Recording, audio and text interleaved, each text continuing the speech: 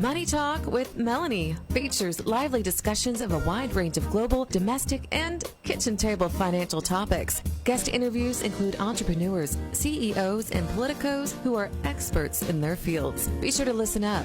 This is important because it's your money. Your money. Be sure to listen to Money Talk with Melanie. Money Talk with Melanie. Thursdays, 7 to 9 p.m. Eastern Time on 98.7 The Coast. Welcome to Money Talk with Melanie. I'm your host, Melanie Collette, broadcasting live from beautiful Wildwood, New Jersey, here on 98.7 The Coast. Welcome back. I'm very happy to have you with us this evening. Our guests for the evening in the 7 o'clock hour, let me slow my roll a little bit here. In the 7 o'clock hour, we're going to have Todd Randall. He is the CEO at Beachview Coaching. He's going to talk to us about starting, growing, and managing a fully remote business.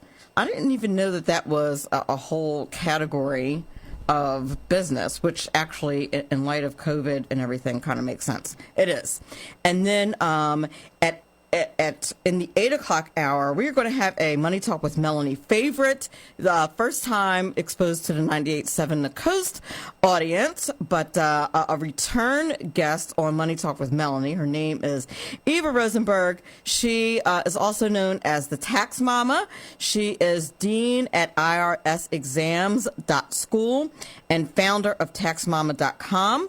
We're going to talk about Small Business Taxes Made Easy, which is one of her books. We're going to answer your tax questions. It's really Small Taxes Made Easy is also known as your business Bible. It doesn't just talk about taxes, but it also talks about like setting a really good foundation for your small business. It's really an amazing book. It's been around for a while. I'm not sure which edition it's on.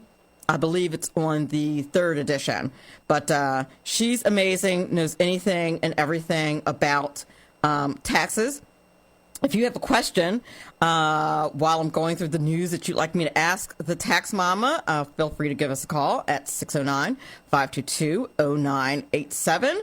I'm sure I will take that question down, and I will be sure to ask her in the second hour today. And you should hop on to TaxMama.com, and you can also ask her some questions there. In the news, of course, is the attack of Russia invading the Ukraine. Has been all over the news. It's just a sad state of affairs, and I just feel like anything else that we talk about this evening just dwarfs in comparison to what the people in Ukraine are going through right now, being invaded by Russia. Then you have, of course, the other countries in Europe that are flanked by Russia, the NATO countries. It's a volatile situation that's going on over there in Europe, not only financially, but certainly just as a matter of safety and security. It's just a very frightening, volatile situation that seems to be, not even seems to be, that is definitely going on over in Europe right now. And then you have the dynamic of Vladimir Putin and the prime minister, president, I forget, dictator. They're both all dictators of China, Xi, buddying up together, which is not a good alliance. That is not a good. We don't need those. Those are two people that you don't need hanging together for the good of the world. And apparently, Vladimir Putin put out a 5,000 word manifesto, if you will, over the summer about what his plans were. And the thing is, he may or may not stop with Ukraine. And what has the United States decided to do? Well, financial sanctions are what we're attempting to do to deter Vladimir Putin, but it doesn't seem to be stopping him. We've had him under sanctions before. He doesn't seem to care. And what he seems to have done is insulated himself from these sanctions. And our sanctions don't seem to be very strong, at least not yet. From what I've been reading and the sense that I get is that our current administration is trying to very gradually impose these sanctions and see what Vladimir Putin's going to continue to do and kind of gradually get tougher and tougher, which I suppose that I get. I guess that's one way to do it. I'm not sure what you do with a crazy dictator. That's why I'm not like. What do you do with a crazy dictator that is completely bent on taking over countries and just thinks that that's an awesome idea? But this is what we're dealing with Vladimir Putin. It's very, very scary. So how has this affected our economy so far? And there are, if you, depending on what kind of news you're listening to, some people say Ukraine doesn't matter, at all. It's way over there. It doesn't matter at all. I don't think that I totally agree with that. And there are a lot of conservatives that are saying that Russia, Ukraine is way over in Europe. It doesn't matter. Well, it kind of does, especially since we have that NATO agreement that we're involved in, where, if any of those neighboring countries, if Vladimir Putin decides to go over into any of those neighboring countries, we're responsible to help defend those countries. So then, we have a whole entire problem. But so far, and this is just with them, with Russia just beginning its onslaught into I should say, Ukraine. Originally, and I checked on show day, so to speak. I'm always checking to see how the markets are doing. Now, this morning, the Dow Jones had just tanked over 100 points, right? Or like 2.5%. It had gone down, and the S&P also fell by 2.5%. The Nasdaq had fallen by 3%. But guess what happened? After the sanctions were announced, the markets all came back, all rallied. Why? Because somehow they got the sense, the market got the sense, if you want to look at the market as a person, personify the market, if you will, got the sense that the sanctions were not that bad, that they were going to be survivable, if you will, and that were not going to affect the economies all that bad. That is not good news. Like, while I'm glad that the Dow didn't completely tank, that's not good news as far as our foreign policy is concerned. That's not good news as far as whether or not we're going to deter Vladimir Putin from doing what he's doing. That's why that is a problem. The Dow and the S&P, by the way, overall are 10% off of their top bear market prices. That's not good. The other thing that has happened in our economy, if you're wondering, in addition to the regular inflation that we've been talking about for the past few weeks, the price of oil has also jumped because of a disruption in the Russian supply chain. Obviously, since we are sanctioning Russia, there's probably going to be some issues with our supply chain. We get barrels and barrels of oil from Russia. Why? I do not know, when we could literally be getting our own oil from the United States, which would be a lot cheaper. It's ridiculous. We were oil independent, and now we're not. Like, it's it's crazy, and now it's more expensive. But that's part of the reason why the price of oil has jumped, and now there's going to be a disruption in supply, no doubt about it. It's near $99 a barrel, which is insane. Gold has also gone up. It's going up above the $1,900 level, which is the highest in a year. That puts, of course, our focus on the mining stocks. Now, of course, the other area that is going up tremendously, as you might imagine, are any of the corporations and organizations that do anything having to do with defense, your Lockheed Martins and et cetera, which is never, they're always, we need companies that do defense. We need companies that make weapons. But it's hard to get away from the thought that whenever there's a bloody, disgusting war where lots of people die, that somebody makes money off of that. Like, I don't care how big of a capitalist you are. I think that's hard as a human being to marry that situation and be okay with it. But that's, defense stocks are doing just fine. Now, are there more sanctions that we can do? Like today they announced sanctions against, I believe, members of Vladimir Putin's family. They haven't touched Vladimir Putin yet.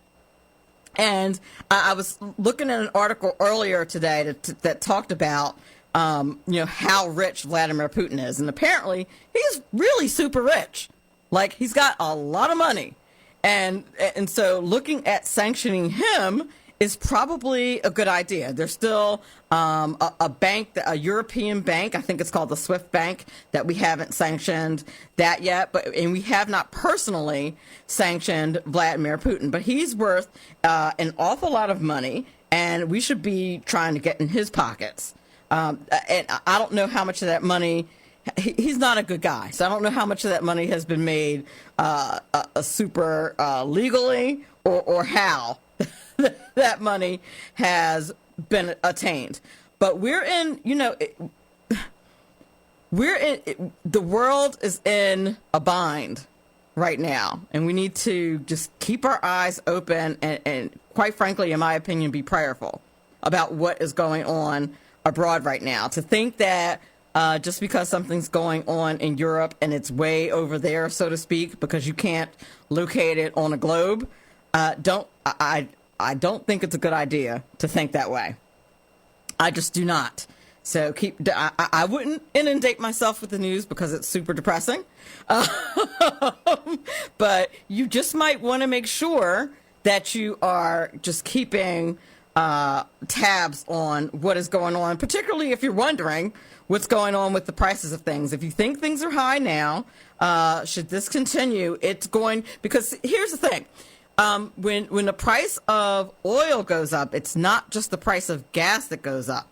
Every item that we buy is attached to the price of oil, is attached to the price of gas, because those things go on trucks that drive those things to the supermarket. So I'll just date it myself. I think modern people, the youngins call it the grocery store. Anyway, but the trucks that use gas bring the things to the grocery store and to your big box stores and to your mom and pop stores. They all use fuel. So, whenever those prices go up, everything else goes up. So it's just really important. And we just really need to pray for peace in general. I think it's just a good idea at this point. Anyway, on to something a little more pleasant. I ran across this article, which I thought was good, especially since I'm with the youngins all day, always talking to them about their personal finances. And I think I'm going to give them this article for extra credit. Adulting 101, what to do in your 20s to set yourself up for financial success. So if you have a youngin in your car on their way off to college or whatever it is, they should open their ears right now. There are a few things that they should do to definitely set them up for financial success as they enter out into adulthood. And it's not, listen, I tell my kids all the time, you think that one of the things you think about being an adult is that you're going to be able to do whatever you want, and it's the complete opposite of that. But number one, stop using cash. Very good idea. Debit cards, make sure you only spend what you have at the time. And it's a good idea as far as tracking what you spend, because you have a record of it. I use my debit card for everything because I want my app that tells me how much I spent on stuff. I want to know if I spent, $975 on coffee 1 month. I need to know that. Make a physical budget. I know it sounds weird, but do that. Even if it's on like a little spreadsheet, it takes 5 minutes. Write out all your little expenses. list them out and record it on a debit and credit. You might not have as much money as you think. You can't. What you'll find if you don't use a budget, especially youngins, is that you're spending the same $10 over and over again, and that adds up. Don't do that. 3, make a list of necessary and discretionary expenses. Very true. Make sure you have money for what is necessary, and make sure you leave yourself some wiggle room, because you're gonna need that. Make sure you can afford it, and then have a saving plan for the unexpected. I know that as young people, you feel like there's not going to be anything unexpected, but there's going to be lots of unexpected. Just make sure you put some money away for that, even if it's $20 a week, whatever, $25 a week. Every little bit helps, and it adds up. And if you just make sure you pay yourself first, put that money away. It's always a good idea. The last piece of very good advice: think very carefully about credit cards. They are particularly tempting, especially when you're young. They're great at helping you build your credit. They have great fraud protection as opposed to debit cards. And then there's also some awesome reward programs that come along with that. But you are more prone to overspend if you have credit cards. If you carry a monthly balance, that's going to add to your interest, which is also a problem. It can affect future things that you want to get, like car loans and mortgages and things like that. So you have to be really careful. And so you want to just watch that very, very carefully. And make saving a super habit. You're listening to Money Talk with Melanie. I'm your host, Melanie Collette. Our guest coming up is Todd Randall. He is the CEO of Beachview Coaching, and we'll be talking to him about starting, growing, and managing a fully remote business. We'll be back in a few minutes. Money Talk with Melanie on 98.7 The Coast. Welcome back to Money Talk with Melanie. I'm your host, Melanie Collette, and our guest this hour is Todd Randall. He is the CEO at Beachview Coaching, and he's going to talk to us this evening about starting, growing, and managing a fully remote business. I'm very excited to have him on the show this evening, and without further ado, Mr. Todd Randall. Well, thanks, Melanie. Glad to be on. Hi. Very, very nice to meet you. I'd love for you to share with the audience a bit about your background. I've got a funny one. So I'm a pharmacist, weirdly, and I practiced for a little bit but felt unsettled, so I went to corporate. And I did 20 years in a, medically related,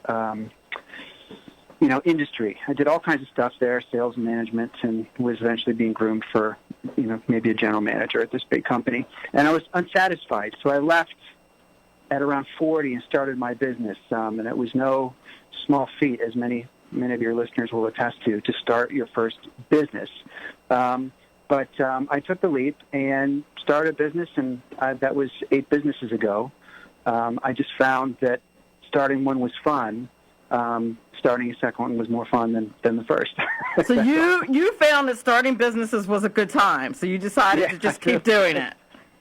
Yep. There's nothing wrong with that, and a lot of people go through that. When I tell my students, I'm an educator by trade, and I teach financial lit and economics and things like that. I tell them how many times you're going to change careers, and they don't believe me. Yeah, nowadays. Nowadays. It didn't used to be that way, of course, but I think that, nowadays, gosh, people change all the time. And the businesses I've had are really different. Like, I've had spas and gyms and construction companies, and I brokered a few deals and had a consulting practice and stuff before I started coaching. So I think the variety is interesting and it's helpful for people starting businesses nowadays because the variety of business owners is so great. Having someone with a variety of business experience, I think, is useful to them. I think that diversity is king with a lot of things. With a lot of things, yeah. And I'm coming from hyper-specialty. Like, there are a few specialties more, niche than pharmacy, right? For sure. I enjoy the generalized trade, For sure. Now, I came across, I was doing a little research on you, and I looked at your, at your Facebook page, and I think that one of the things that it said was that you had started, 4 fully remote businesses. Yeah. And I was like, what the heck? Yeah. I kind of understood just from the wording what a fully remote business is, but I didn't realize that was a thing. You know what I mean? Like, you know, like some businesses are. Go ahead. I'm sorry. Sorry, yeah, no, and it's something that a lot of people are aspiring to these days because they're away from work and they're wondering how to make that happen. You know what I mean? Right, exactly. So when you say that a business is fully remote, you're not talking about like, oh, you're just home because of COVID. Like, what is a fully remote business? Like that implies some intent. Yeah, well, my history is that I had remote businesses that were brick and mortar, and so that sounds counterintuitive or an oxymoron, but you know, I just came back yesterday from a trip to California. I have a gym there, and I haven't been there since October. And I call that remote. Right? Okay.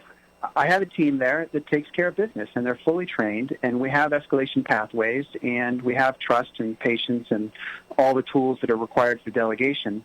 And, you know, once a year I go to Argentina for a month, and, you know, a couple times a year I travel quite a bit for a month or two riding horses. And my businesses can run just fine without me. I collect reports online, and so that's one way of calling a business remote. Now, these days, I think people would like to have more and more remote businesses where they can just run off their computer or their phone at their desk. And I think that's a different discussion a little bit, but that's all, you know, like my consulting and coaching practice is exactly that, where I could, if I want, never leave my office. Right. You know what I mean? Right. I don't know. During the pandemic, when I taught from home, I was going a little crazy. Yeah. Not leaving my computer I was going a little nuts. Now I found this stat. It said 1 in 5 entrepreneurs who said they started a business during the pandemic hadn't even considered it before COVID-19, according to Indeed. And I thought that was interesting. Oh, boy. I hadn't heard that statistic, but I don't doubt it a bit. I'll tell you, it's exploding. I can't believe the number of people who are starting the businesses like through social media and virtual channels. I had an interesting conversation the other day with a fellow who was a handstand coach. Who's a what? Wait a minute, that's a thing? He's a handstand coach. He was in Cirque du Soleil. He was a professional gymnast for a number of years, and his friends always said, can you teach me how to do handstands? And so he put up a couple of video tutorials, and, you know, he said, you know, anybody can do a handstand in 10 lessons or less or whatever, and he has this thriving coaching business where he teaches handstand lessons. You're kidding me. I'm not. Isn't it crazy? Well, a lot of businesses, and I was discussing this with a guest last week, is really just a matter of finding a gap in the market. Yeah. And clearly, that was a gap in the market. Clearly a gap, one that I didn't know existed. Right, exactly. Like sometimes you find those gaps by accident. Yeah, you do. So, I think the virtual space or the remote business space has its own needs, but certainly the skills that I used to have, you know, spas that I managed from a different state and gyms that I managed from a different state and businesses that I managed from a different country, et cetera. Those skills, that's what built my coaching practice, because the folks that want to teach good parenting or public speaking or personal finance, you know, there are lots of coaches on these topics nowadays, and they'd like to run them without having an office. Right, or at least without having to go to an office. Yeah, and there's some advantages, of course, and there's some disadvantages, but I think some of the disadvantages can be neutralized. Like I went to a trade show last week for the first time in years, and I really, really missed the human connection. I really, like there were so many times that I was just standing next to somebody in a booth and they were remarking on a product in a way that made me think differently. And I said, hey, my name's Todd. Where'd you come from? Tell me more about that thought? And we struck up a conversation. I think those are hard to have online. For sure, and when you go to those trade shows, you're able to pick things up and kind of touch them and feel them and do the kinesthetic type thing that you can't do remotely, which is important. Now, go ahead. I'm sorry. No, after you.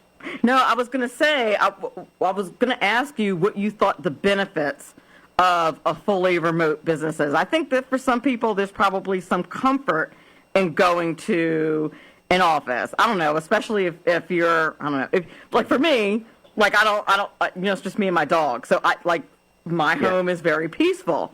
But if your home is not super peaceful, then maybe you really, really want to go to an office as opposed to being fully remote. But what would you say some of the advantages are? I think freedom is a little hard to describe, but when I have the liberty of doing things in the order that I want to do them, I end up happier at the end of the day. Like sometimes when I used to go in an office, I would get up and work early or work out because it was the only option I really had, right? And so I'd go to the gym at 6 o'clock in the morning. It's not my preferred time, right? Because there were lots of meetings and office events, et cetera, that started at 8 or 8:30. And that was fine, and I got through it. But now that I'm at home, I can get up and do things that I want to do early and then work out whenever it pleases me. So whenever I have a break or if I get frustrated by a task, I can stop and go work out. And the freedom in that does affect your mindset, right? The other thing I think is a huge advantage is the ability to multitask in a way that you haven't been able to do before. Because I think when people at work, they felt obligated to stay on one task for a long time because they're sitting in a cubicle for a long time or because they're in a meeting for a long time. And now I think people feel a little more empowered to attend the meeting for 11 minutes because they got 11 minutes worth of value out of it and then turn the sound off and do something else.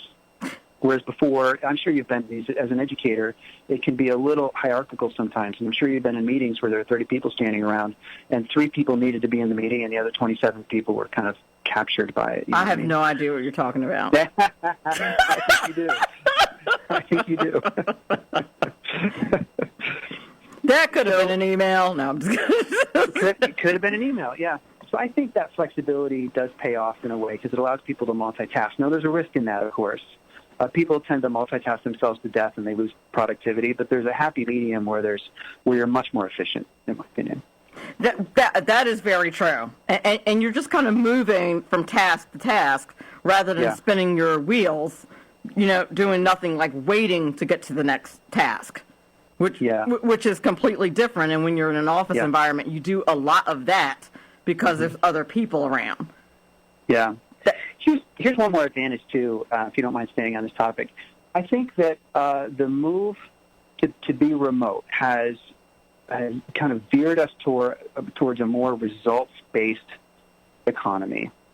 So what I mean by that is before, people used to charge you for their time. Like you have an hour visit, an hour consult with an attorney, right? Or you have 90 minutes worth of coursework at a local university. And I think now people are saying, well, I will solve this problem for you. I will educate you on this topic. I will help you fill out that form. And when you're done with it, the task is complete. Right? And so it allows caregivers who are really efficient to capitalize on that. Right. So in the end, if you can teach 11 people how to apply for their visa, or if you can teach 12 people their alphabet, right? At the end of it, if they know their alphabet, you're done. And you're a success, and you get paid, and off you go.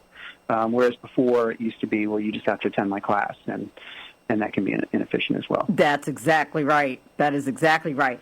We're up against the commercial break. We're going to take a break real quick. We are on with Todd Randall. He is the CEO of Beachview Coaching. We're talking to him about starting, growing, and managing a fully remote business. We'll be back on the other side of the break. Money Talk with Melanie features entrepreneurs, CEOs, and politicos who are experts in their fields. Money Talk with Melanie. Money Talk with Melanie on 98.7 The Coast.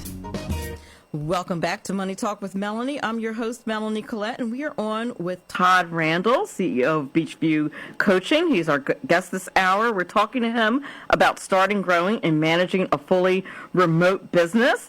We were discussing all the pluses and advantages of having a fully remote business. One of the other stats that I found on Indeed when I was researching this topic was that a lot of businesses like your Airbnb, General Electric, believe it or not, Slack, Venmo, HP, all of which started during a bear market or a recession, which is really interesting. Yeah. Yeah, it certainly is a time for innovation, isn't it? Because they're just thinking more innovatively. What used to work for people and the standards and norms and kind of universal values that we held have been, kind of thrown away. And so when you get creative like that, good things can happen. Not all the time, but good creative ideas can rise to the top like this. I'm interested to see what happens, 5 and 10 years from now from this. It is going to be very interesting, and people have so much talent. A mentor that I was talking to has been encouraging me to do an online school for years, and I just haven't pulled the trigger.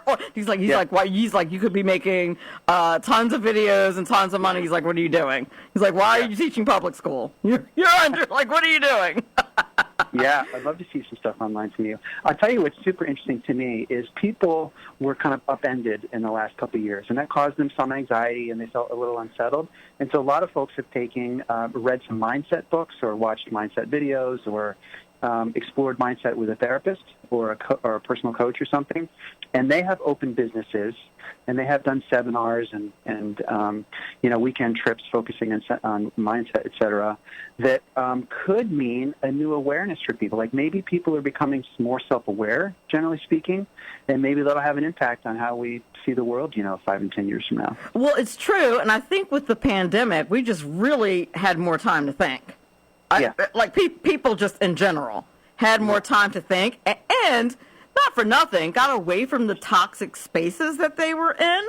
I mean, your environment is everything, and I feel like once you get out of it and get away from it for a while, and you notice that change, you're like, wait, wait a minute, I might be onto something there. And nowadays with technology, there are just tons of things that can be done remotely, and I think that the pandemic environment forced us, what's the old saying that, necessity is the mother of invention. It is, forced us to try new things remotely because we didn't have a choice. We were trying to stay away from each other. So I can remember the day where I had brick and mortar businesses, and I would say, gosh, my tax accountant is, not getting back to me in the time that I wanted. I could use a new tax accountant. And I would walk around the shopping centers and stop in the places that did tax. Or if I needed a T-shirt manufacturer, I would walk across the street because I knew there was one nearby. And that limits you to only 1 or 2 prospects, right?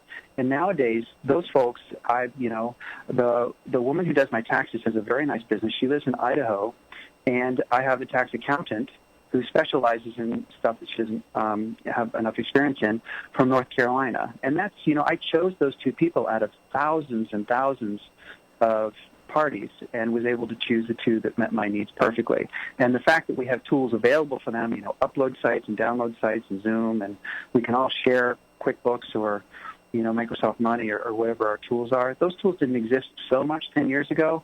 The fact that these tools exist now allowed me to make that choice, and it's better for my business. That's exactly right. And that's another advantage that we didn't talk about is just the diversity in people that we get to work with when we're working with people online. You've just really opened yourself up to a much bigger pool of people to work with. Yeah, you sure do. I have clients from all over the world, and so we got into a habit of just saying good day because we're constantly tripping over each other. Good morning. Good evening there. Good afternoon. Right, because it's different times of day and night. And well, that's why whenever I book my guests, for the same reason, I book people from all over the world, particularly in the financial sector, France, and just all kinds of people. I always put in big letters Eastern Standard Time because I want them to know. I want people to know exactly what time it is that they're supposed to be on the show. But go ahead. To direct make people ask the question that they wouldn't ask very often, and that is, what would you do if you had nothing to lose? And I think that in a time of stress, either a time of grieving or a time of change or a time of an unsettled political environment, what have you, people ask themselves, where do I really want to be? Who do I really want to be with? And that's what inspires their creativity because it focuses their attention on something that they love, something that they're passionate about. Very true. Now, okay, once you figure out, you said you diversified kind of the different businesses that you started. Now, were they all things that you were interested in, or did somebody just offer you something and you were like, you know what, I'm into that, I'll do that? Like, how did that work? The first one was just a matter of a few options. Like friends of mine who are in private equity, et cetera, they're like, well, what net internal rate of return were you looking for? What's your exit? What asset class do you want to be in? And I'm like, whoa. I'm just a corporate bureaucrat. Like, I don't have all the options you do. You buy businesses for a living, but for little guys like me, plumbers and pharmacists and house moms and like anybody that has a profession that they're in right now that isn't finance related, the opportunity for them to start a business used to be anyways, few and far between. So when I started looking, I was really only looking for businesses to buy or franchises. Ah, okay. And there's tons of them out there too. Oh, sure. I probably reviewed 100 or whatever. And I was looking I had financial parameters, not necessarily class parameters, right? So, or vertical parameters. So when I was looking for something with a high confidence of success, and I was willing to sacrifice for a moderate return. Okay. So there are businesses for sale, of course, that promise you could be a billionaire, but it's a 1% chance, and that wasn't my interest at all. And there were businesses that said, we guarantee you're going to make 30 or 40 grand a year, but it'd be pretty hard to grow it. And I wasn't interested in those. I wanted something in between. I wanted moderate return, but I wanted a high confidence. Sure. And now, if you go that route where you're going to buy a business, you probably don't necessarily, or maybe you do, necessarily need to develop a business plan for that like you would with a brand new business? Yeah, the franchising world is interesting because the first business I bought was a franchise. I bought the rights to build a franchise in a certain territory, and it was training wheels. I'll admit at the time I just lacked confidence, to do my own thing. And so it just allowed me the opportunity to start negotiating my own path, right? And in that case, I still had to write a plan because somebody was governing the right for me to own a franchise license. Now, after I did that a handful of times, then I did my own business. And I realized at that point the value of having a business plan because it made me think it through. And I did write business plans for my own. Okay, excellent. And so you wrote your own, you didn't outsource that? No, I realize that there's value in all kinds of outsourcing. This is one of those things I really think people should do on their own. It's not about how good the plan is. Lord knows, I was on the board of a local MBA program one time where people came in with their business ideas. And the business plans were all imperfect. They were all flawed in some way. And some of them they spent hundreds and hundreds of man hours on getting these things all dialed in. And I'm not sure that it was the business, and some of them, by the way, presented these to venture capital firms. Oh, wow. Right? So they had gone to, a great degree to produce these. And I don't think it was about the deck. I don't think people wanted a perfect business plan. They wanted to know that you thought through it. And the value was more that you hadn't left stones unturned, and the value was more that you had asked yourself tough questions. Yes. Because in the end, you're always going to miss something. The business doesn't open the way you intended it to. I've never met anyone that has. That makes sense. That makes a lot of sense. And so a business plan is definitely something that you're going to want to do if you're going to start a remote business. I would imagine you're going to have to grab a virtual business address. Yeah, and just remember that the tools you need for virtual business are not that different from brick and mortar, but you do have to think about them a little differently. So if you don't have a place, like a physical place, then you need to think about your business in a virtual way where you still have a place where people can go, right, to see you. There needs to be a place where they feel like they can open a door and see you. Oh, that's interesting. I didn't even think about that. Now, can you, if it's fully remote, can you have, like, office hours, I don't know, absolutely. via Zoom or something? Like, how's that work? Absolutely, you can. Yeah, and remember that we don't need to follow the same kind of standards that we used to have. But remember that those standards were created for a reason. Like the reason that they have office hours is because students, needed to feel like they had access to a professor for a quick question. Instead of, having to schedule a meeting that took weeks, sometimes they just wanted to stop by and ask. And that's valuable, right? Right. So online, if you just go back to the core, to the why, like why do people have office hours? Oh, because people have, quick water cooler type questions, and they feel like they're burdening you if they schedule an appointment or if they send a long email. Okay, well, that can be accomplished, right? Like Facebook has a cool live feature where you can just sign on for an hour and you can talk yourself, to sleep, or you can be available for questions. And I've seen that work pretty well for online businesses. I think Facebook Live is a real good tool for that. Oh, I never thought about it for that. That's excellent. That's excellent. I never thought about it for that. You mean you can do more than just like chat with people and shoot the breeze? It's true. That's a thing. I never thought about that. I'll just put up a Facebook Live every once in a while and say, I'm going to talk on the topic of delegation because that seems to be on people's mind this week. And it's at Friday at 7. And sometimes people show up and sometimes people don't. And so if I just talk, then I record it and put it online. And if people show up and have questions, then it can be much more engaging and much more interesting, right? But the option is theirs. That is true. That is true. Now, what kind of recommendations do you have for funding a remote business if you're going to launch your remote business? Well, funding is a tough conversation because funding is just such a requirement for most businesses. But when you go online, first of all, the capital requirements for an online business are much less than brick-and-mortar businesses. Like most brick-and-mortar businesses, the single greatest expense is building of the place. Sure. Right? And you get to eliminate that in an online business. So I think that's the good news, right, is that it's much less. The bad news is that most people coming online right now are relatively naive, and for them, $4,000 or $5,000 still seems like a lot of money.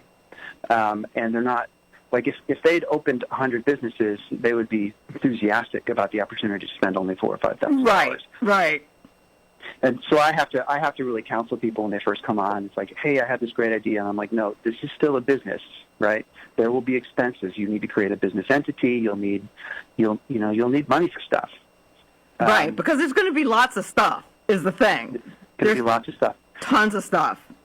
And it's extremely hard to get investors for online businesses.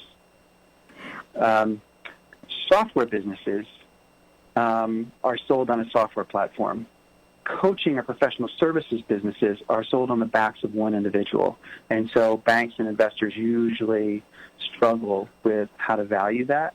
Sure. If you're out of the picture, then the question, what is the value of the business? Right. I mean, how do you even insure that business when it's really just based on one person? Like, you are the product. Yep. Yeah, and so, like, if you really need investment, like, let's say you really needed more than, $100,000 to start an online business, well, that's a lot of money, and not everybody has that kind of money set away. Very few people do, in fact. So if you're looking for investors, then you want to position it in some way that helps emphasize assets that aren't you. Okay, that makes sense. And so what people a lot of times do is if they have, a couple tens of thousands of dollars set aside, they'll use that to build some kind of software platform. And that way, it's a little easier to value something at more than zero because there's this platform that you put a bunch of time and energy into. And that way, if you happen to move on or move far away or sell the business to somebody, they still had one asset to get started with. That's an excellent point. Mm-hmm. That's an excellent point. I hadn't thought about that. But that's a good.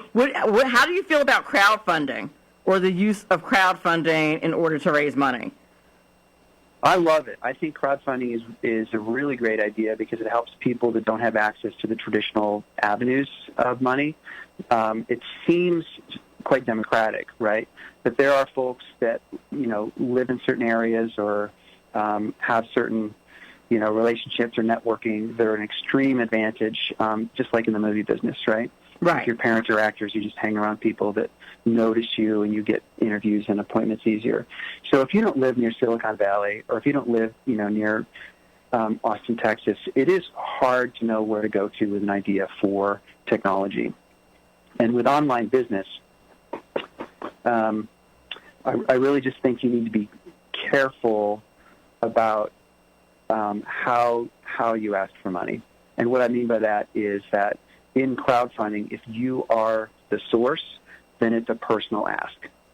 Oh, interesting. Okay. You know what I mean? Like if you are the brand and you're asking people for money, then think of it as a personal ask. And you have to sell it that way. You have to help people understand that this is an emotional decision they're making by investing in you. And if you personally become successful, then it begs the question, what is their return? Right.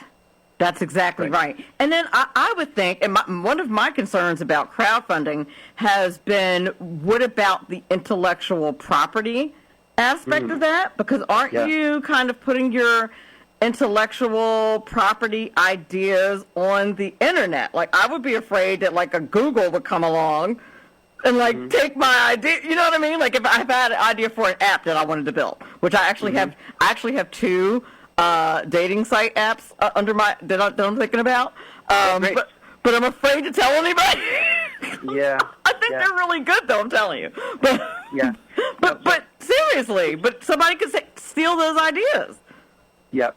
So that's a really good point. If you have a real asset, right, and you use crowdfunding, then that asset is at risk because ownership starts to become pretty cloudy.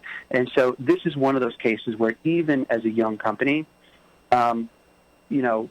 extending your budget to include excellent resources like attorneys and trademark and intellectual property experts is a super good idea. Like, I realize it's hard to spend money when you don't know if the company is going to drive revenue, but I always coach my especially young investors to think about it as a real business. That's why my group is called Real Business Coaching, right? Because I always want them to think, look, this is someday going to be an active business. And when you look back, the question is, should you have handled it this way or not?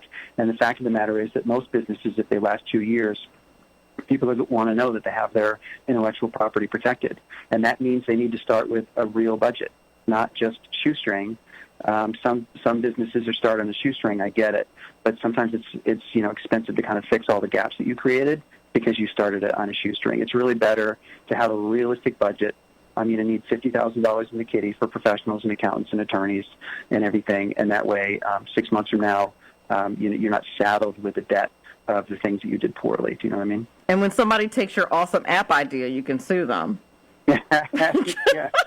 Yeah. But you could crowdfund your apps, right? You could still get crowdfunding, but you need to have it written very carefully by an attorney so that people understand what they're investing in. Like, they're not buying the app from you. If they're owners of the app, right, if you leave the company, then the question is, who owns it? Who owns the app? Does the company own it, or do the people who crowdfunded you own it?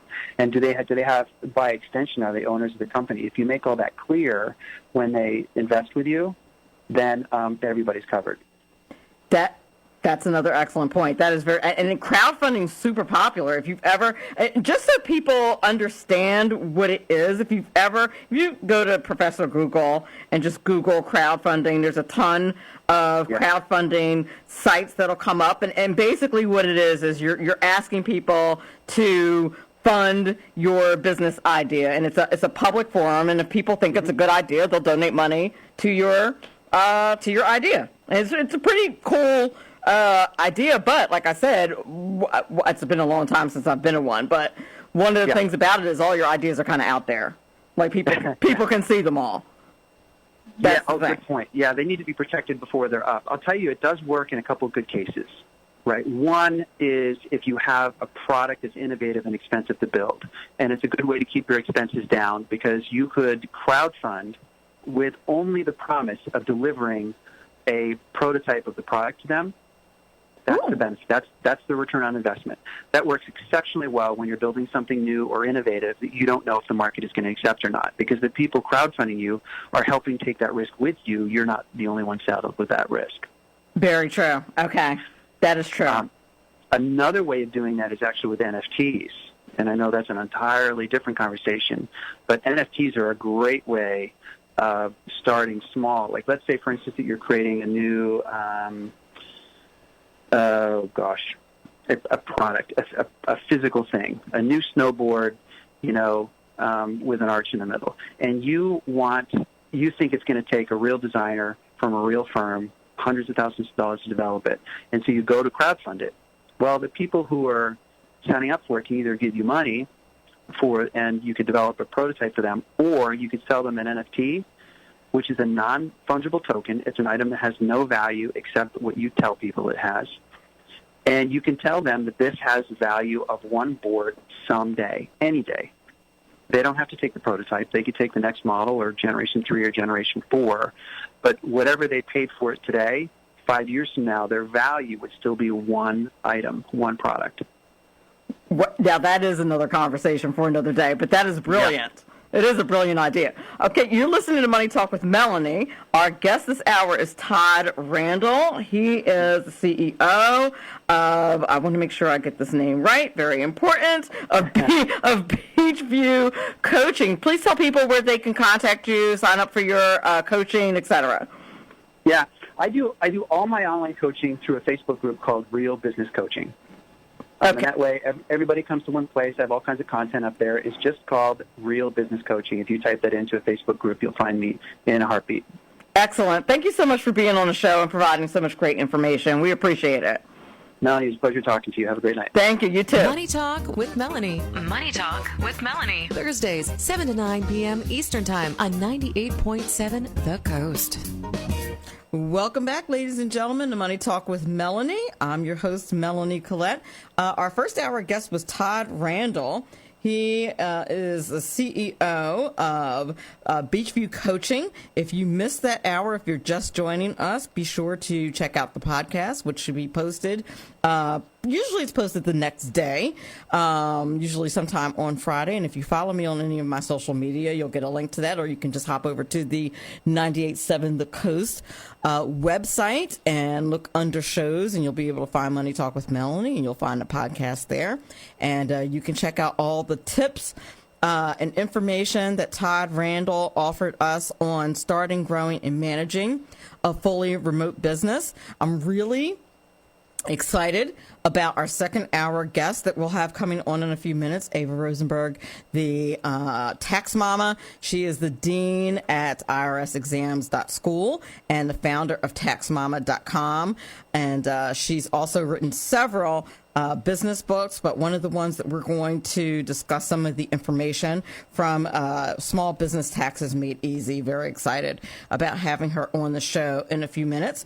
But until then, we're going to talk just a few business news tips and information that I have come across this week, such as, for example, Social Security retirees, and I guess these are people who generally just rely on Social Security, are coping with the biggest financial challenge in 40 years, according to let's see, Madison.com is where I found this information. And some of the reasons why our seniors are just really getting hit financially. Obviously, inflation, that's a no-brainer. It was 7.5% in January 2022. And, of course, with things that are going on abroad, that's probably only fixing to not get much better. Social Security benefits, and this actually kind of relates to our pay as well, haven't been very good with keeping up with inflation, and that's over the years. That has been the case. Social Security gets a cost of living adjustment that's built into the benefits program, but it's usually falling short of what the inflation rate is. It tends not to keep up with inflation. So that's a problem, and that's another reason why our seniors are struggling like never before. So obviously, the value of any savings that a senior has is going to fall whenever inflation is high, because that's what inflation does. It decreases the value of a dollar. So if you have savings because you're retired, that savings is now worth less because of inflation. You just don't have as much buying power as you had before. So it's very scary out there. So that's just some of the reasons why seniors are facing a big financial challenge that they haven't in over 40 years. It's very sad and kind of a scary thing. One thing article that I ran into, which I thought was absolutely nuts, but I thought it was a warning for those of you who are out there dating. If you've ever heard of the dating app Hinge, but this goes for any dating app, quite frankly, I found this article that said a woman was swindled out of, get this, $390,000 in crypto due to a scam she met on with a dude she met on the dating app Hinge. So here's what happened. I'm thinking to myself, how could you ever? I'm reading the article and I'm thinking, how could you ever fall for this? Because everybody thinks they're so smart that they would never fall for a scammer. But there was I think there's a whole Netflix series or some other kind of series about this Tinder swindler who also swindled a whole bunch of people out of a whole bunch of money. But this woman was swindled out of $390,000 in a crypto scam. Now, I read the article and I am kind of thinking, how could you possibly do this? And a long story short, she inherited some money. And the gentleman so kindly offered to help her invest in crypto. And she was not very familiar with crypto. And he was just very kind enough to offer her a helping hand and say, let me help you learn how to invest in crypto.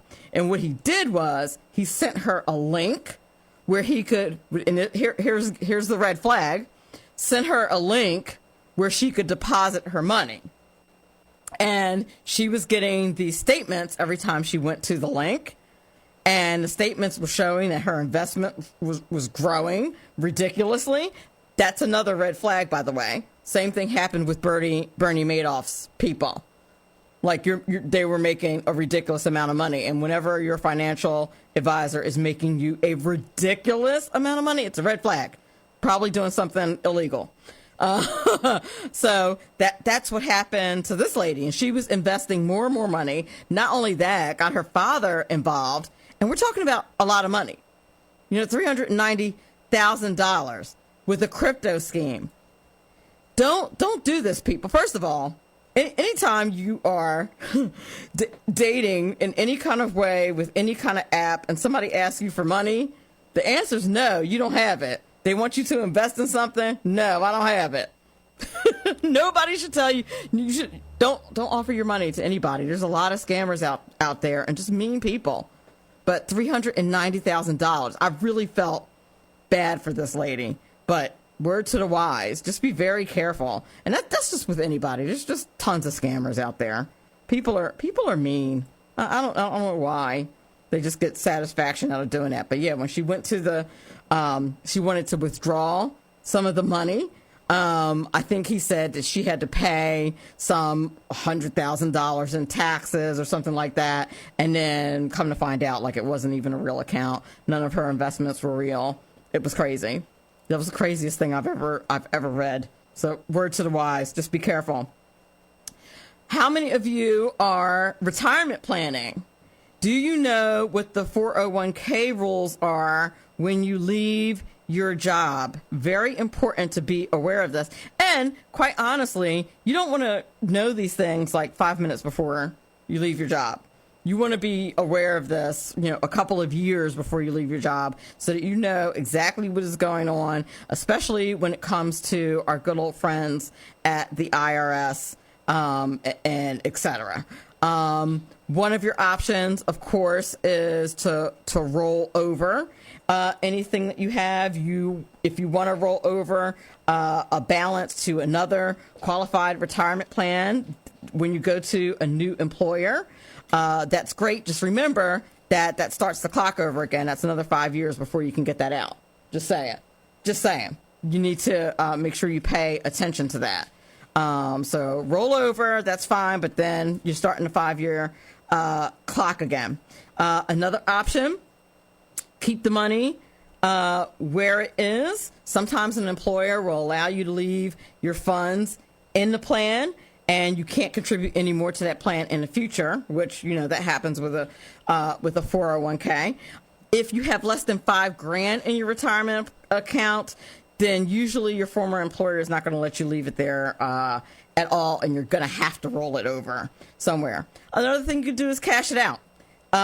That's if you're past age 59 and a half, then you can cash it out and you're not hit with that good old 10% IRS penalty on the distribution of your 401k. So be very careful about that. Let's see what else I want to make sure that here's some other considerations, other things you want to think about. Pay back your COVID withdrawals. If you took some money out during COVID because there was some financial hardship, make sure you put that money back in there. You're given a 3-year grace period to replace that money that you took out so that you don't get hit. So just make sure that you take care of that. Very, very important. Let's see. Those are important rules to know as far as your retirement planning is concerned.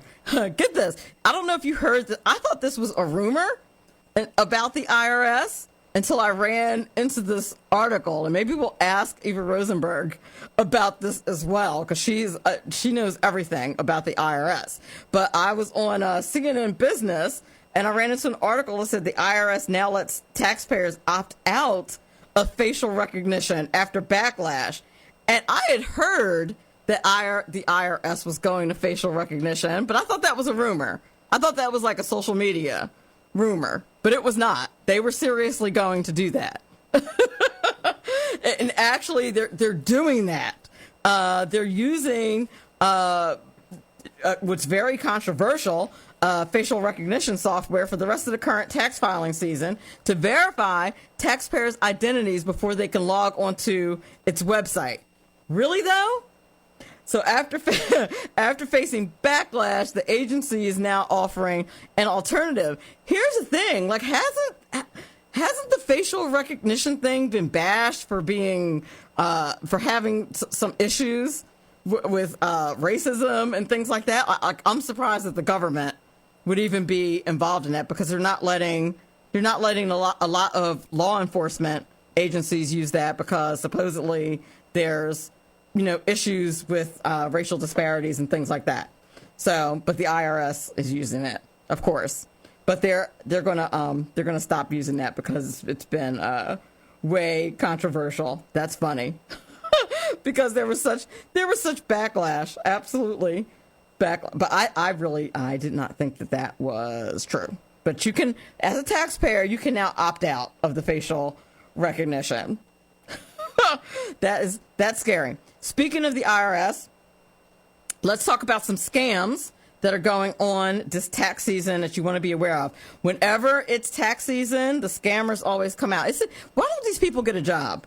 You would think with all the effort that they put into doing things illegally, they would just go ahead and get a job. But no, they want to scam people.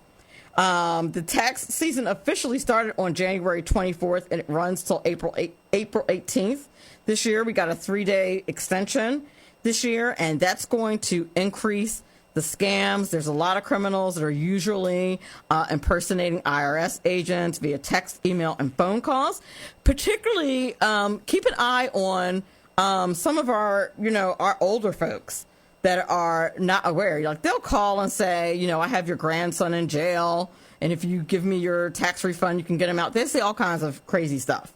So you have to really be aware of what's going on with these scams. You have text message scams. These scams involve messages with bogus links that claim that they're to the IRS website or other online tools, which is crazy. A lot of them will say that they are COVID-19 and stimulus payments. The IRS does not use text messages to give you personal tax information, such as tax bills or refunds. And here's the thing, folks. If you're ever not sure about anything that you're receiving electronically, just hop on over to Professor Google and write the word scam after it, and you will find anything that you need to know. I'm just saying. There's email hoaxes are huge. And the email scammers are getting better and better at duplicating things like the IRS. But the IRS will not email you. They do not ask you for personal information electronically or anything like that. What will happen is you'll get an unsolicited message appearing to be from the IRS or a program closely linked to the agency, but the IRS doesn't do that. They don't request personal or financial information, much like your bank. The IRS Does not do anything like that. Then there's the phone scams. How many people have received this voicemail? A voicemail from a person that says that you're going to be arrested if you don't call us back because you owe the IRS a certain amount of money. Usually it's a pre-recorded urgent message saying that you have to call back because we have an arrest warrant. That's not how the cops do it. It's not. The cops are not leaving you voicemails. Yeah, and then you simply call back and leave them all your personal information, and then you won't get arrested. There's lots of unemployment fraud, which there's been an uptick in since the pandemic. Organized crime rings and other thieves have used stolen personal data to file fraudulent unemployment claims. So be really careful about that. They use that information, especially on the dark web. They buy that information on the dark web. Here's a few things that you can do to protect yourself. Make sure that if the IRS sends you a notice in the mail, you respond immediately and call the number that's provided. Make sure you pay your taxes and file your tax return. Very important. Even if you have to do it by paper, yuck. Who's still doing that? Complete an identity theft affidavit if there's ever a problem. If you get an e-file tax return that's rejected because of a duplicate filing, that's a problem. You make sure you let them know by filing that identity theft affidavit. And those who've previously contacted the IRS about tax-related identity theft but didn't have a resolution, there's a number that you can call. But make sure that you are aware of all of the tax schemes and scams that are out there that are going on since it's tax season and the vultures are out. Now, on a lighter note, let's talk about vacation. Let's visualize a sunny beach, even though it's 40 degrees out and it was 70 degrees out yesterday. Mother Nature is manic. I don't know what her problem is. She's bipolar, something. She's got some issues. Because yesterday it was definitely 70 degrees, and today it's definitely like 30, at least here in New Jersey. So think about your vacation and think about how you look forward to a vacation. But for some reason, you are stressed out during that vacation. Why? Because you have some secret habits that are stressing you out while you're on vacation. Let's talk about some of the things that you do while you're on vacation. Do you skip meals while you're on vacation? It's a bad idea, and that's some of the reason people end up being miserable while they're on vacation. Don't do that. Now, there's some people that also like to plan every minute of their day. I stay away from those people while they're on vacation. They drive me insane. Like, they try to start planning before you even leave. I'm like, listen, I wake up when I wake up. I go to bed when I go to bed. We're not planning everything. But make sure you eat and make sure you snack often. Very important. And this brings me to the next point that I was just talking about, being too stringent with itineraries. Way to make everybody miserable. You do not have to have every minute of the day planned. Chill out. You're on vacation. If you wanted to have every minute planned, you could be at work. Just saying. So stop doing that because you're making your vacation stressful. Take a break. Relax. It's okay. Checking your work email. Now, I'm bad. I'm bad about that. I'm very bad because it's on my phone. I can't help myself. The only time I've ever done it, been without my emails, when I was literally in the woods and there was no signal. Like, I went away for a whole weekend and there was that was like the point of the weekend. Literally, you look at your phone and you're like, yeah, no, you got nothing. But if you check your work email while you're on vacation, it's a bad look. Those emails will be there. It'll be all right. So unplug. Don't check your work email. You're stressing yourself out on your vacation. Don't do this. Compare your trip to other people's travels. This is especially true with social media and Instagram. You know what social media is and Instagram. It's everything that people want you to see. There's a whole lot of stuff that you don't see, and you have to keep that in mind, what social media is. And stop comparing your plans to everybody else's plans. Now, we talked about the over-planning and over-scheduling itinerary, but what about the under-planning? We do have to plan some things. Just say, like, don't get to the airport and not have a way to get to your hotel. Let's not do that. Don't underplan. Do plan some stuff. Don't ditch your self-care habits. Now, I see people, I live in a resort area, especially for those of you who are listening to this as a podcast. Those of you who are local on the radio already know we live in a resort area. And I see people jogging at like 5 a.m. when they're on vacation. And I'm like, what are you doing? Right? Like, I'm usually coming in at 5 a.m. when I'm on vacation. What are you doing? But apparently they are following very good advice by not ditching their self-care and making sure that they get up at 6 a.m. and have their coffee and go jogging. Boo for them. No, they're doing the right thing. Don't book only the cheapest options either. Don't do that. That's going to stress you out because there's going to be issues with the cheapest option. Understand your budget and stay within it. If you don't, you're going to be stressed. I think that the reasons for that are obvious. And don't have unrealistic expectations. This is a big one. Not coordinating with the group. I don't really do groups well. I don't group well. I don't like doing stuff with groups. And this is why. I don't like group work. I don't like traveling with groups. I'm a solo just kind of chick. But if you're going to go with a group, you have to coordinate properly. Personally, not and pressuring yourself to relax. Don't do that. You're going to stress yourself out on vacation. Just relax. Okay, now, you're listening to Money Talk with Melanie. When we get back from the break, we're going to have the one and only Eva Rosenberg, the Tax Mama. So excited. Get your tax questions ready. We'll be right back. Money Talk with Melanie on 98.7 The Coast. Welcome back to Money Talk with Melanie. I'm your host, Melanie Collette, and my guest for the second hour is the one and only Eva Rosenberg. She's the dean at irsexams.school and founder of TaxMama.com. She's going to talk to us today about small business taxes made easy. A bit about Eva Rosenberg. She is the publisher of TaxMama.com, where your tax questions are answered for free. You should definitely head on over there. Tax Mama is the author of over 400 articles, 200 tax quips, podcasts, several award-winning best-selling books, including the 220 edition of Small Business Taxes Made Easy. Eva teaches a Tax Pro course at irsexams.school, and we are very excited to have her on the show this evening. How are you, ma'am? Well, hi, Melanie. Is there still time for a show? How are you?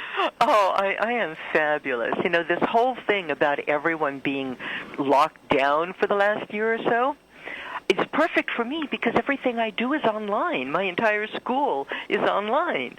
That's fantastic. I didn't have to transition. Right? And then people were like, you know what? I don't want to do whatever it was I was doing before. I think I want to be a tax preparer. Well, yeah, you know, I'm listening to people. You know, people don't just ask tax questions; they write to me about other things. And some people are very frustrated with their employers. Some of the employers ask them to do things that are unethical or that they feel may be wrong. And they're starting to realize with everything going on and the job market being really, you know, pretty good actually, they can leave their jobs and either get another job or, since they're stuck at home, often taking care of kids who can't go to school, great time to start a business from home. It sure is. It's a wonderful time to start a business from home. Our guest the last hour, we discussed starting a fully remote business. And a lot of businesses, and I think yours is one of them, are just fully remote now. They are, and mine always was. You know, Todd's probably always was as well. And when you're not teaching, your business is remote. For sure. And during the height of the pandemic, my job was remote. Exactly. You know, you were probably teaching remotely too. So I think we're changing the paradigm for education and everything else. But there are so many skills that people do have that they are starting to use to make money, but they're not exactly setting up an actual formal business, and then all of a sudden they realize they're really starting to make some money, but they didn't lay down any of the foundation for their business, and now, oh my God, what do I do?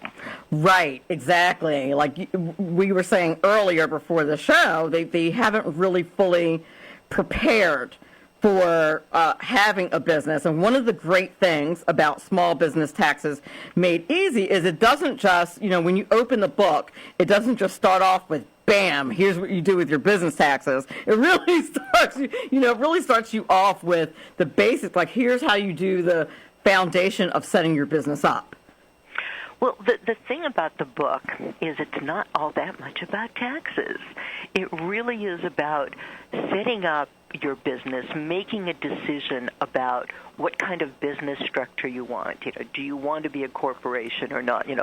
Everyone asks, should I incorporate? Maybe, maybe not. But it also talks to you about how do you want to ultimately exit from your business? Do you want to sell it? Do you want your kids to take it over and so forth? So by understanding what you want from your business now, in terms of money, benefits, and so forth, and what you want in the long run, it makes a difference on how you set it up, how you structure it with the IRS, with your state, licensing with your city. A lot of people don't realize you may have to get a license with your city even if you're working from home. And then it also goes into how to save taxes once you've got your structure. Right, and I would imagine that you can't, it's one of those things that you can't go, not necessarily that you can't go back and redo it, but it just makes things a lot more difficult if you don't set it up well in the beginning. It does, but that's one of the beauties of what I did with the book is people who are already in business who didn't do it correctly can now start working their way through the checklist. In Chapter 1, every chapter has a checklist. So in Chapter 1, start working your way through that and fix the things you didn't do right. Like, how many people do you know that kind of started a business, starting to make money, don't have a separate business bank account? Yeah, and that's a fail. That's a fail, especially if you're really starting to run, an honest-to-goodness business. Then how many people do you know are dealing with Etsy or PayPal or Stripe or something like that, or they're getting money from one of these places, and, well, I didn't realize I was in business. Oh, you collected $30,000? You didn't think that was a business? The IRS does. Yeah. Or you've got people who are doing the other thing, right? They're selling off everything at home, with an online garage sale, for example, instead of having people come and walk around their house and sneer at their stuff. And they're picking up $5 or $10 grand, but none of it's profitable, and now they're getting these 1099-Ks from these companies, and they're supposed to report that to the IRS, but how do you not pay tax when you have all of this money that the IRS already knows about? Exactly. And they know about everything. They know about a lot. They have probably one of the biggest databases in the country, and probably one of the biggest websites with an enormous amount of useful information. Well, and I think that's the one of their well-hidden secrets. Like, I wouldn't know a lot about what goes on at the IRS or on their website if it wasn't for you. Because of your tax clips and your tweets and the things on your website. Like, I would never know how comprehensive the IRS is. I'm always kind of demonizing them because they're the IRS and, I don't. And they are. They're the IRS. So yeah, they're out. If you look at their, everybody has, their mission statement and all of that. And their mission statement doesn't flat out say, "Look, we're here to collect money from you," but that is the mission. Right. So let's be honest about it. But in order to do that, they have to use a certain degree of humanity. And right now, with practically everybody working from home, okay, they're not like in one big office like they used to be. You call a call center, there's a manager nearby looking over their shoulder. They're working from home. So getting through to people is harder. the paper processing, people sending in paper tax returns and checks, came to a dead halt last year. And so they're trying to work their way out of that paper mountain, and they're probably still 6 million or 9 million tax returns, notices, and responses behind, so people aren't getting refunds from last year because the IRS never posted their payments or other information to their accounts. So I've got to say, one piece of information I've got to absolutely tell everybody: do not file any tax returns on paper this year, period. Do not make payments on paper, period. Use all of electronic filing and electronic payment tools if you want the IRS to get your information and give you back your money. That's an excellent tip. We're right up against a commercial break. I want to talk to you more about that when we get back, because I have questions. You're listening to Money Talk with Melanie. We're on with Eva Rosenberg, the one and only tax mama, and she you need to pick up her book if you don't have it, called Small Business Taxes Made Easy. And we're going to talk some more about the IRS, your tax burden, building your small business, et cetera, on the other side of the break. We'll be right back. Money Talk with Melanie. Money Talk with Melanie. Thursdays, 7 to 9 p.m. Eastern Time on 98.7 The Coast. Welcome back to Money Talk with Melanie. We are on with Eva Rosenberg, the tax mama, and she is also the dean at irsexams.school and the founder of TaxMama.com. Enough, Make sure enough. Gets enough? Enough. Let's talk about your question. I really think they should go to TaxMama.com and check it out, just saying. They should. Because you got tax quips and tax tips, and they can ask a free question over there, is all I'm saying. They could, yes. They could. TaxMama.com was set up over 20 years ago as a community service to answer questions for people who have been getting themselves into tax trouble. And I'm going to try to help people avoid getting in trouble in the first place. Indeed. Okay. But thank you. Okay, you're welcome. Okay, so explain this to me about, I'm trying to understand. So you're saying don't send paper to the IRS, which, like, I would never. Like, think about sending paper to this huge bureaucracy and expecting them to keep track of it. Like, that just sounds crazy to me, in light of the fact that we have an electronic option. We do, and they actually had a processing center in Fresno, California over here that was strictly devoted to processing all of these paper returns, and it had been on schedule to close before the pandemic started, but they closed it anyway. Wow. I am just so in awe that they closed it and they're still behind. One of the good things about this problem with the paper processing is about a week ago the IRS announced they're going to stop sending out automated notices, collection notices to people. There's a whole series of 6 collection notices that lead up to levying your assets and your bank account, and it's all done through the computer without the benefit of human hands. They're going to they have stopped sending those out because so many of those notices are wrong. People actually don't have balances or have paid, and so many people couldn't reach the IRS to tell them that it was, they didn't owe the money and their accounts were attached. So they said they're going to stop doing that until they catch up with the paper processing, which I don't think they're going to wait that long. Okay, I'm trying to understand. Okay. I'm so confused. So are there still, like, people who are writing paper checks? There's still, like, tons of people who are filing paper tax returns? Yes. Really? Absolutely.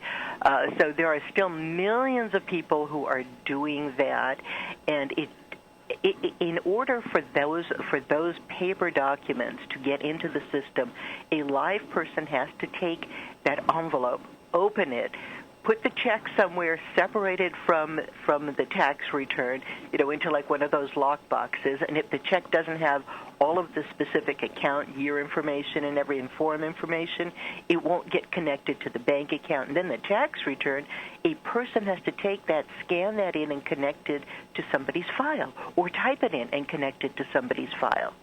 Manually, each and every piece of paper. And you trust Jane Q, government worker. No offense to I'm technically a government worker, but I'm saying, like, you trust Jane Q, government worker who's at their desk with their just think about yourself. Let's just be honest here. Think about yourself at work with your cup of coffee, and you're going through paperwork. Stuff happens. Like, do you really want, like... You know what? They have a fairly good track record with not a huge error rate, but there aren't enough people, and they closed down the centers, and people are working from home, or they were. You know, they're finally going back into places to do this. I mean, you can't do this from home. No, you can't. You definitely can't. And you can't outsource this to India. Nope. So somebody physically has to go into these facilities, which are now, which now have everyone separated, greater distances, so fewer people can be there. And a lot of people have quit or retired, and so they're hiring a lot of people who have no experience, but they're training. So even if they hire, 50,000 people right now, they're not going to be up and running for another year or two, effectively.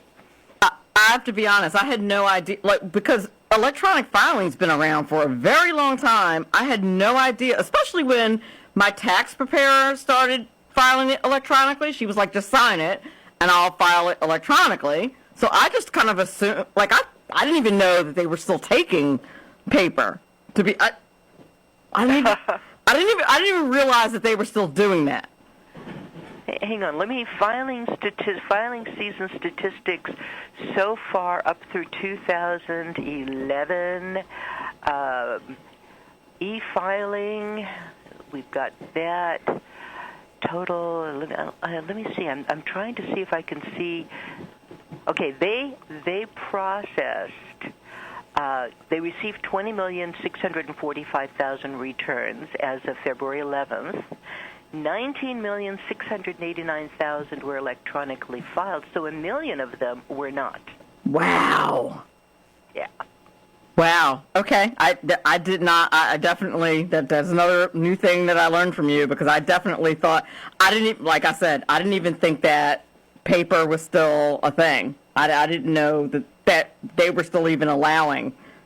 Okay. Plus, now get this, there are certain things I'm hearing from people who are trying to file electronically, and some tax forms aren't ready yet. And, some things need more explanation, or their software doesn't even provide the tax form. And so they want to file electronically, but they can't because of this other paper issue, right? And so I'm just talking to the IRS yesterday.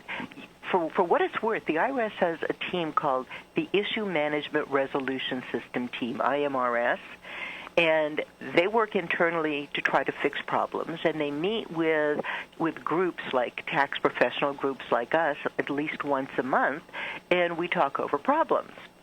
So one of the things that I've just mentioned, there are forms that don't get attached to the tax return. There is a little-known form called a Form 8453. That's a transmittal form. So if you file electronically but have paper that needs to go, you file electronically, send your paper in with this form. But this form only accepts certain specific form additions, right? Only certain forms can be sent that way.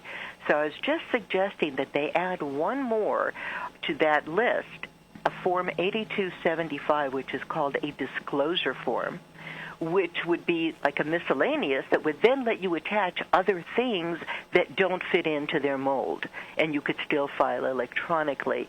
And there were like 20 tax professionals on the call yesterday. I asked, if you think this is a good idea, raise your hand. Everybody's raising their hand. Oh, wow. Okay. Yeah. That actually is an excellent idea. When you said that, I was like, oh, my goodness, that's brilliant. Like that. It is. Yeah. I mean, and you know what? It's going to happen within about 5 years. What? The government.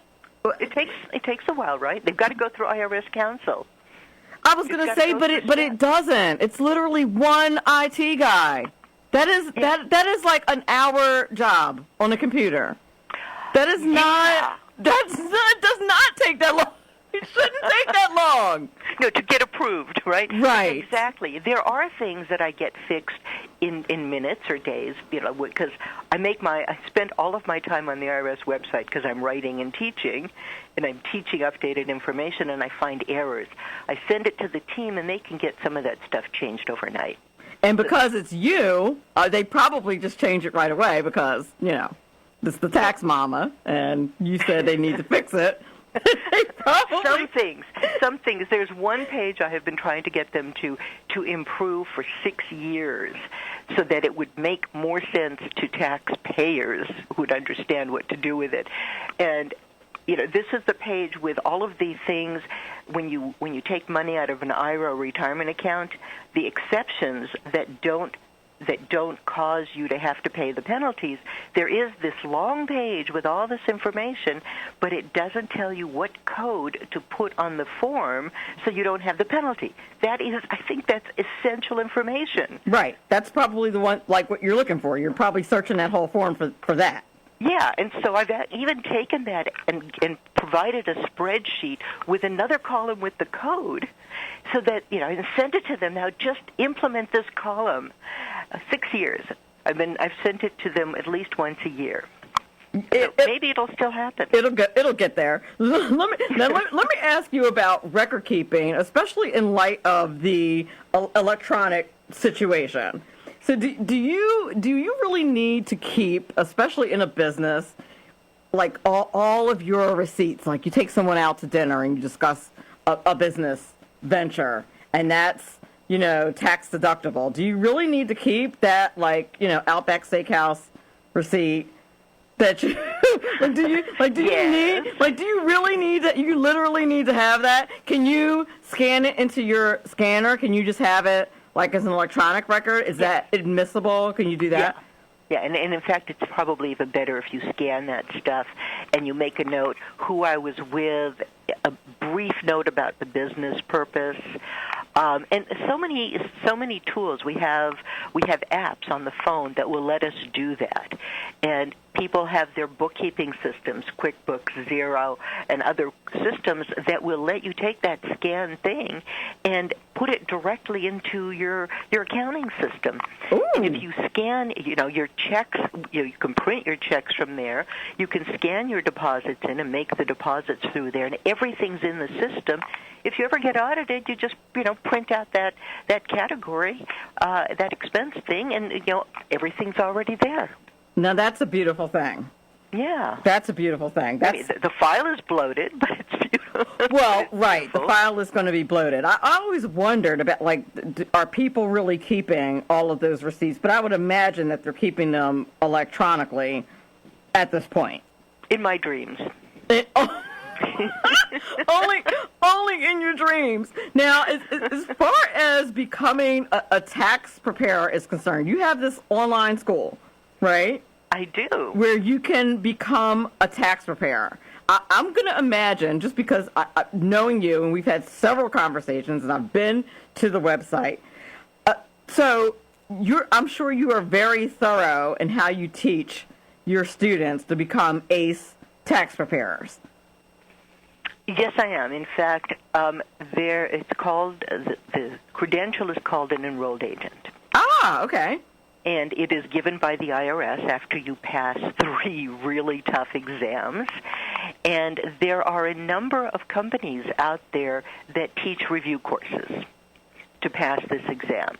And you understand what a review course is, right? It presupposes you have an education and experience and you already know what you're doing, and it's a quickie review course, 3 or 4 days, or just information with a bunch of sample test questions, 2,000 or 3,000 test questions. So it's a review, right? Right.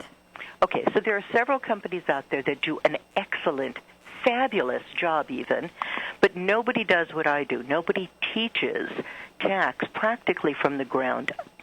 So sometimes even people who don't have much of a background but who've seen tax forms and know what they mean and so forth can go through this in a 6-month period of time, because we start in May.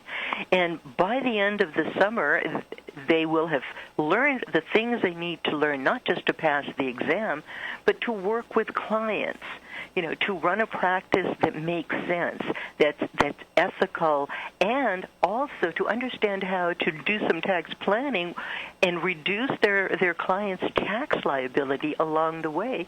And they have a lot of fun. And it's online, and they meet people from all over the country, sometimes from all over the world, and they make friends for life. That's fantastic. And I'm just thinking, okay, so they go to this online school. You said they start you said 6 months. The school is 6 months? Mm-hmm. Okay, so the exam, you said you have to pass 3 really tough exams in order to get a license? Or in order to get your IRS credential, you have to pass Okay. one exam all about how to do tax returns for individuals. Mm-hmm. Another one about how to do tax returns for every kind of conceivable business structure under the sun.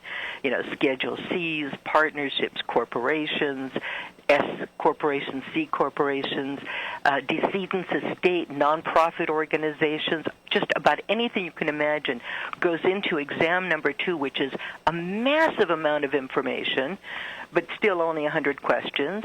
And then the third one is how to do representation and have ethical standards working with the IRS, dealing with collections and audits and things like that. Ooh. So yeah. Is the test like something that you go to a testing site to take, like in your state? Does every state have one, or is it something that you take online? How does that work? I was going to say yes, but not anymore. Oh, really? It's run by a company called Prometric. And theoretically, they're all over the country, in fact, all over the world. But more and more of their sites have closed down permanently.